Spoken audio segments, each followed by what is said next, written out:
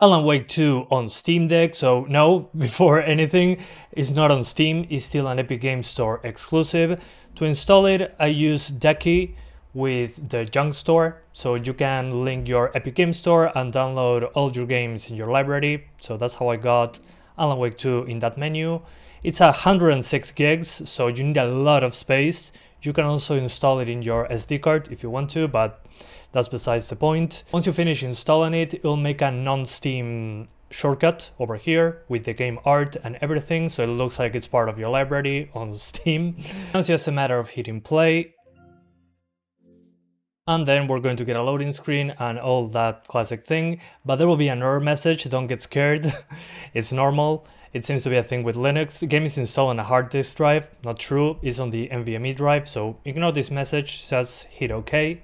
There's a button right there, and the game should load right away. Alright, so we're now into the game. We go into options, graphics, and basically by default the game is on low, but I went a little bit below low. I'll explain why in a second. 800p with performance upscaling, so 400p, like a UE5 game in that regard. And with low settings, it's interesting. Global illumination is on medium on the low preset. We have also low global reflections, and screen space ambient occlusion is also enabled. And scatter object density is on ultra, and then the ray tracing stuff, let's ignore it, but it's there and you can enable it if you want to, which I find pretty funny. The only things that I kept like in the low preset are the screen space reflections, barely a performance difference, at least when I turn them off. And the only thing that I went below low is on global reflections. This one does impact performance, and turning this off honestly didn't do anything for performance for me, but visuals took a huge hit. And I want to thank Instant Gaming for sponsoring this video. Instant Gaming is a website that sells PC, PlayStation, Xbox and Nintendo Switch keys with 24/7 support.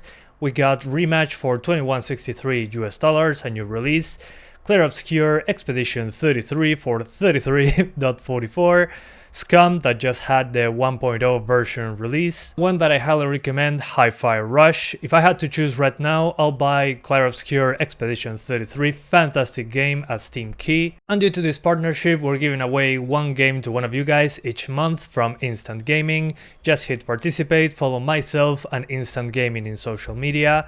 The last winners have been Diemza and Spibet, so make sure to participate in this giveaway, and thanks again to Instant Gaming for sponsoring this video. Let's continue. Welcome to Alan Wake 2. I have a lot to show you on this one, so as you can see we're at 400p and everything looks super pixelated. Well, this is FSR2 at the end of the day, but as you can probably notice, there is a huge CPU and GPU limitation.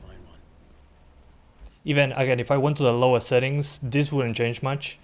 But yeah, the resolution is insanely low, and usually the game loves to just throw one core at 100%. And this isn't the most demanding part, that's what I'm trying to say. So yeah, it's pretty crazy demanding. It runs better than on release because of those updates. But again, this is one of those games that runs horrible even on my high-end PC.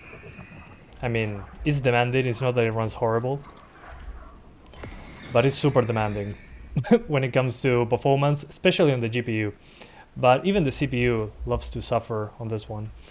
So just to give it a try, we're going to cap the GPU clock to 1500 MHz. So we basically stay locked at this frequency, sorry, 1600, not 1500. For some reason, it ignored my input. Yeah, let's keep it at 1600. So we tell the GPU to do whatever it can to hold that frequency. The CPU is going to suffer as a result, but we get more stable frame times.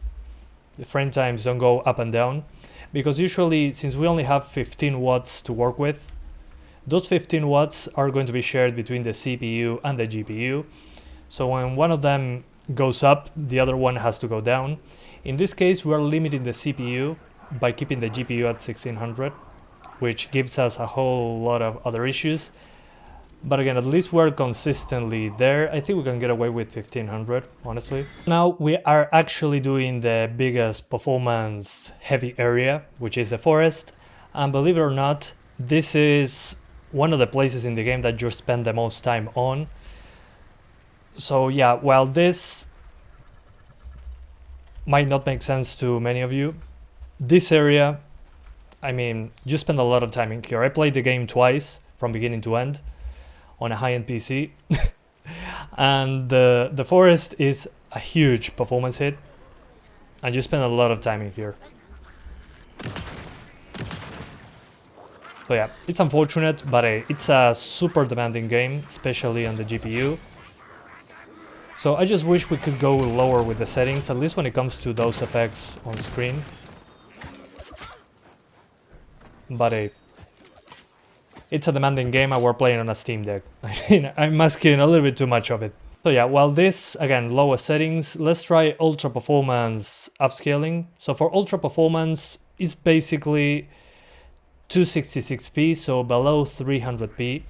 And now I can see every square. And we're locked at 25 FPS. Let's disable the manual GPU clock. Let's do its thing. So now the CPU is not bottlenecked there. But again, it's still a problem. And the frame times are way more inconsistent.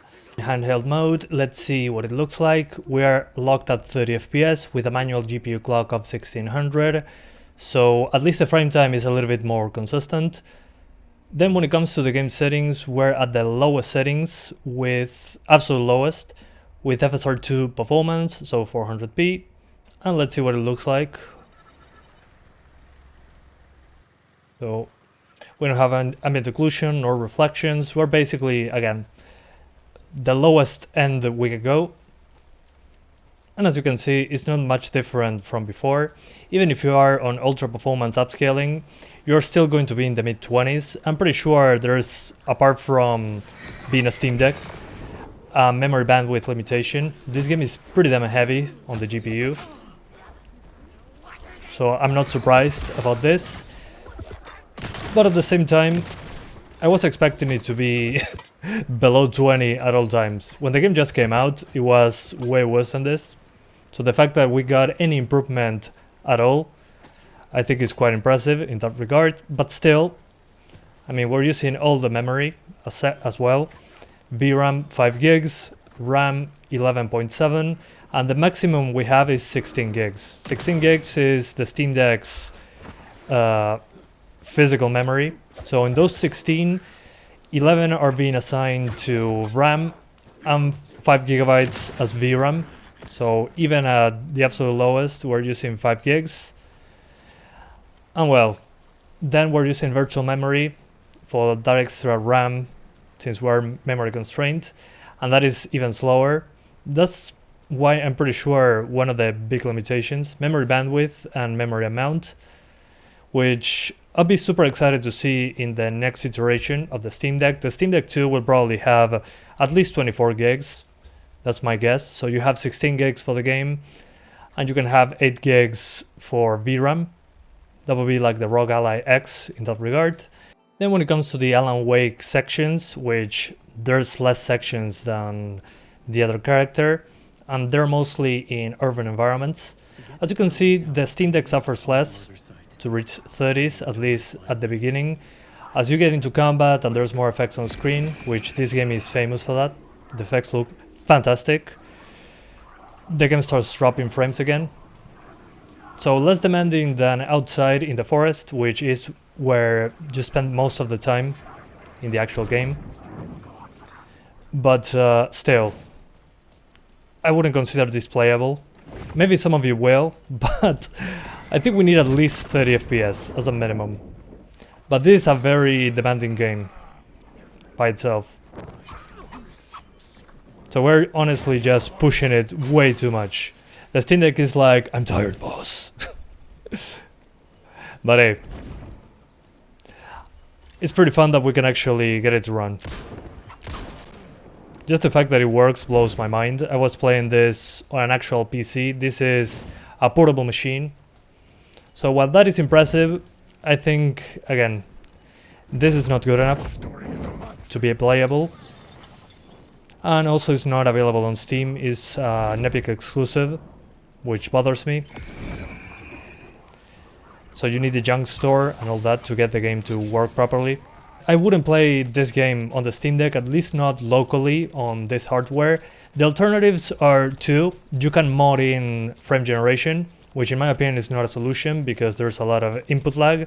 The people that claim that there's no input lag, well, they're either lying or they don't have the sensory input to notice, which I wish I was one of those, because frame gen, in my opinion, adds a lot of input lag. It's physically impossible not to have input lag because you're making a fake frame in between each frame, so there's always going to be input lag. It's just the reality, it's physics. So yeah, in my opinion, frame gen, yeah, it's an option, but it doesn't solve the issue. You be above 30, but internally it's between 15 and 25 FPS. So it will look like it's over 30, but again, input lag. So if you're fine with that, there's lots of tutorials about it on YouTube. You're basically grabbing FSR3 and injecting it over the DLSS implementation. So you replace DLSS with FSR3, including upscaling and frame gen, which again is a thing that you could do.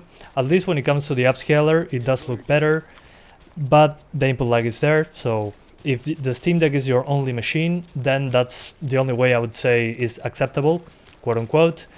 The other way is if you're like me and you have a computer that can actually run the game properly, is to stream it over to the Steam Deck or stream it from a console to the Steam Deck. I have tutorials on how to stream your PC using Moonlight in the description and in the pinned comment if you're into that sort of thing. But I think that's the best solution. Very little input lag in comparison to frame gen. Visuals will be significantly better. And since you're basically doing 800p, your computer shouldn't have much of a problem rendering this game at that resolution if you can actually run it. So yeah, this game, in my opinion, is a Steam Deck 2 game, not a Steam Deck 1 game. But again, image quality is very poor, very low frame rate, lots of drops, and you basically have to cap your GPU at 1600 with very heavy upscaling. So if there's another way to do it, I'll let you know later. But at this point, I would say just stream it from your PC using Moonlight and have fun. Thank you guys for watching, and I'll see ya next time. Bye guys. I'm tired, boss.